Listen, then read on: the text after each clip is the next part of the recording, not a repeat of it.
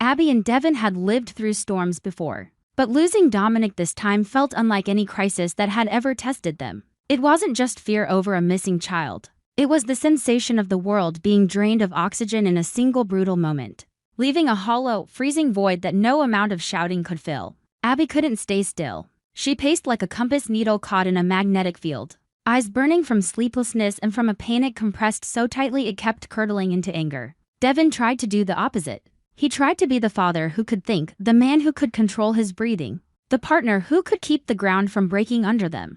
But his hands trembled when he scanned the smallest details in the room, as if one missed clue would mean losing his son forever. They were both on the edge of losing themselves. And what terrified them most was realizing they no longer controlled anything, not even their own reactions. In that chaos, the only thing tethering them to reality was the belief that there had to be a lead. No kidnapper vanished without leaving something behind. No disappearance was truly perfect. When Abby and Devon returned to the scene, they did what desperate people always do. They clung to the smallest, most ordinary object as if it could become a rope out of the abyss. That was when the scarf appeared, abandoned and out of place like a silent dare. At first, it was only fabric, something left behind amid confusion. But the longer Abby stared, the more her stomach tightened. She touched it, and the texture felt soft and familiar in a way that made her feel sick. Devon crouched, studying it with the focus of someone trying to decode a cipher. They didn't want to believe something so simple could be the key, but its simplicity made it frightening. If this was the only trace, then someone had worked very hard to erase everything else. They examined the scarf closely, turning it over, searching for a tag, a strand of hair, a scent, any detail that could speak the truth. In that moment, hope flared in the most dangerous way, the kind of hope that makes you forget you're standing in the middle of a tragedy. Abby's breathing hitched because she wanted this scarf to lead straight to Dominic. Wanted a miracle to happen the way real life rarely permits. Devon tried to keep his balance, but his eyes brightened too. At least they had something. It was just enough hope to keep them alive for the next few minutes. Then Sharon or Tessa saw the scarf. Recognition didn't arrive with screaming or loud drama, it landed like a blade. Their expression changed, first a blink that lasted too long, a body that went suddenly rigid, a face struck by memory. They didn't speak at once, as if they were trying to deny what they knew. But the silence said everything, and Abby understood before any explanation came. She felt cold spreading through her from the inside out.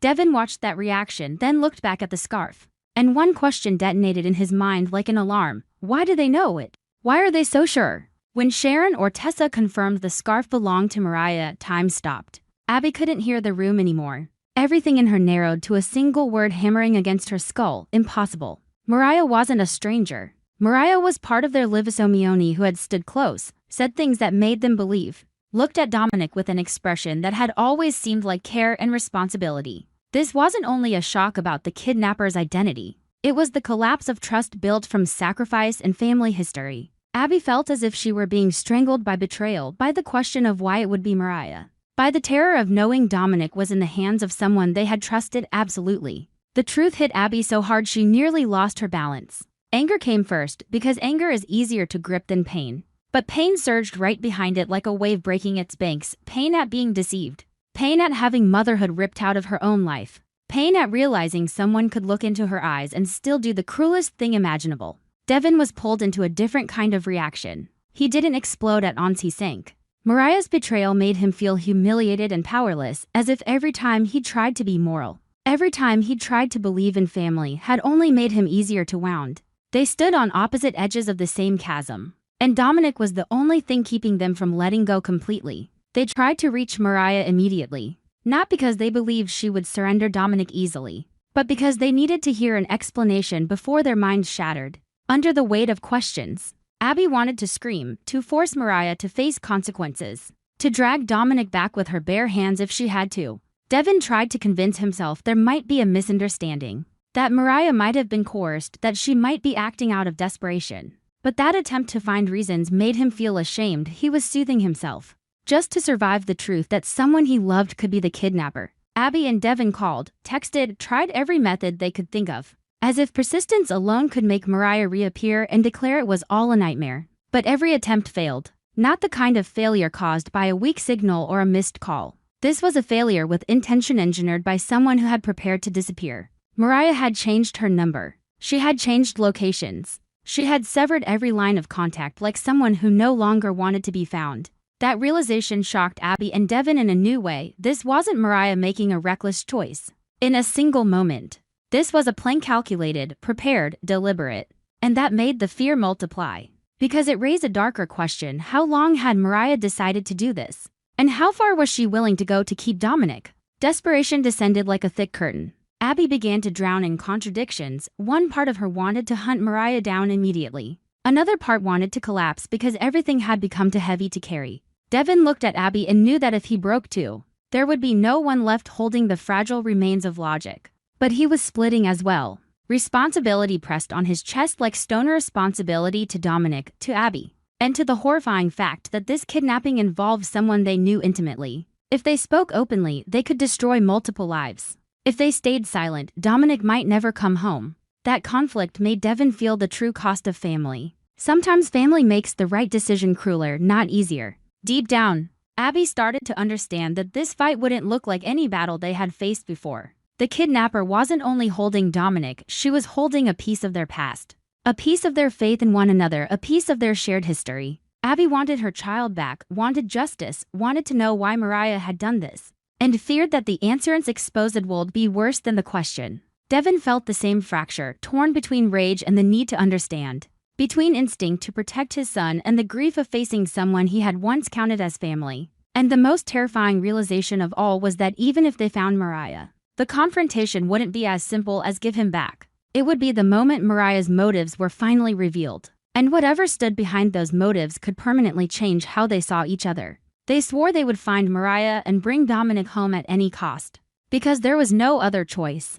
But when Abby clenched the scarf in her fist, an object that now felt like an emblem of betrayal on it, their icy thought crept in. If Mariah had prepared this thoroughly, then she had prepared for pursuit as well. And if Mariah truly believed Dominic belonged with her, she wouldn't let go easily. Devon looked from Abby to Sharon or Tessa, and a question sat unspoken in his eyes: where did this begin? And who else knows something they don't? The hook came just when they thought they'd finally grabbed the truth. Sharon or Tessa suddenly remembered one tiny detail about the scarf, something that wasn't Mariah's, wasn't part of her habits, but belonged to a place, a time, a memory that only Dominic could be tied to. And Abby felt her blood turn to ice as a more horrifying possibility took shape. Then Mariah kidnapping Dominic at all. Mariah might not be acting alone. And the scarf wasn't just a clue, it was a message that Dominic had already been taken somewhere they would never have expected. Devon refused to let himself spiral the way Abby did, not because he loved Dominic any less, but because he understood that if both of them collapsed at once, their child would vanish like smoke.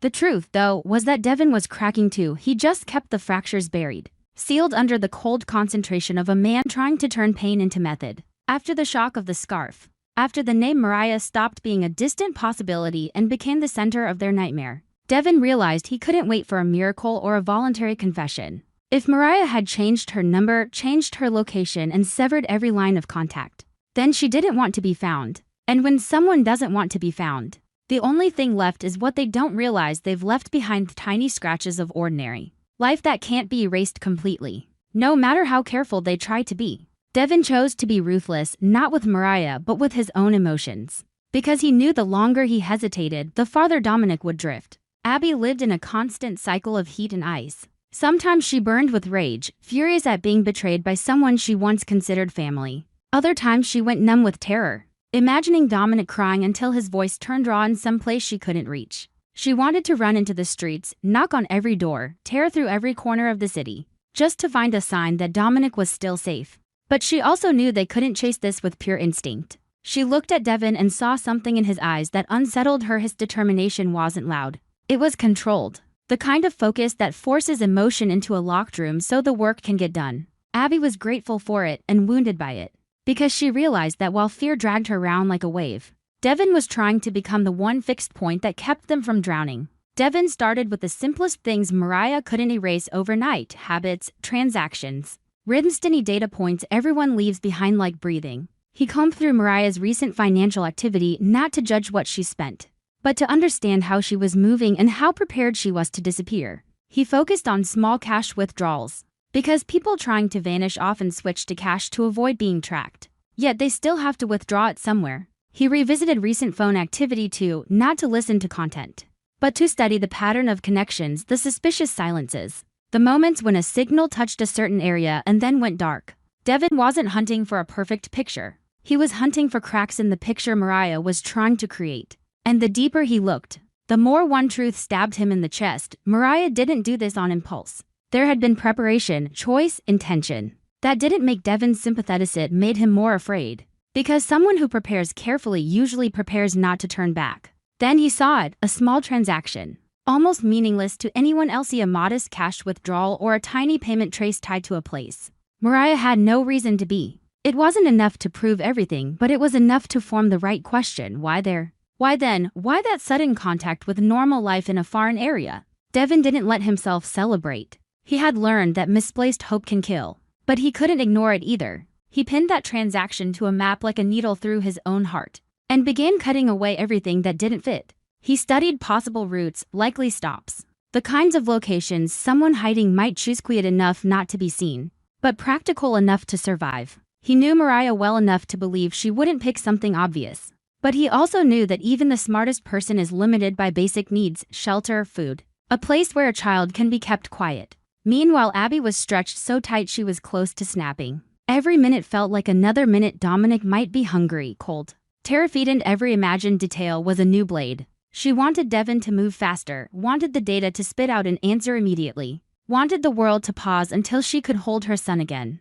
But Devon couldn't move in the way Abby demanded. He had to be precise. He had to be sure. That difference created a new tension between them, not because they weren't united, but because they were loving Dominic in different rhythms, fighting in different languages. Abby feared Devon's logic might dull urgency. Devon feared Abby's panic might ruin everything. They didn't say it aloud, but it hung between them like a rope pulled taut, ready to snap if either of them yanked too hard. Devon kept digging. And then a strange electronic signal surfaced like a flare in the dark. An unusual public Wi-Fi connection in an unfamiliar area. A small digital footprint left behind because Mariah had needed to reach out for something during a weak moment. Devon recognized it for what it was, the kind of mistake people make when stress gets so heavy. They forget everything leaves a trail. Maybe she needed to check something, confirm something, find a temporary place to stay, look up directions, cling to a tiny sense of control.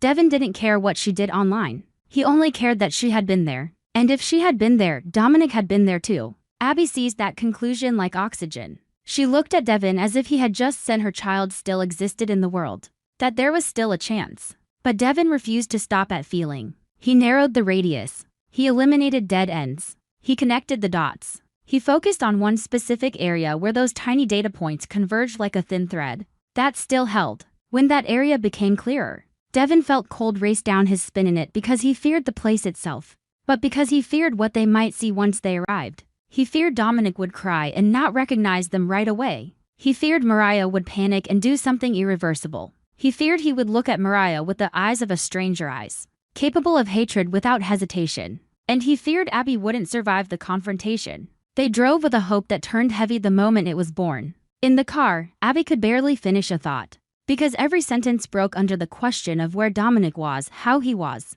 whether he was okay. Devon drove like a man racing time, but not recklessly, coldly, intensely, until everything outside the road blurred. The distance felt longer than it should have, as if the world itself had decided to stretch out each minute to torment them. Abby watched ordinary life slide past the window, stores, parking lots, intersections, and wondered how anyone else could keep living normally while she was being torn apart. Devon kept repeating to himself, if the data is right, if the area is right, if we get there in time, we will have Dominic. And then he forced himself to accept the more brutal thought, if they arrived too late, or if this was a trap, the consequences wouldn't just be failure. When they reached the suspicious location, the air felt detached, like a forgotten corner of the world. Not because it looked terrifying, but because it was too quiet.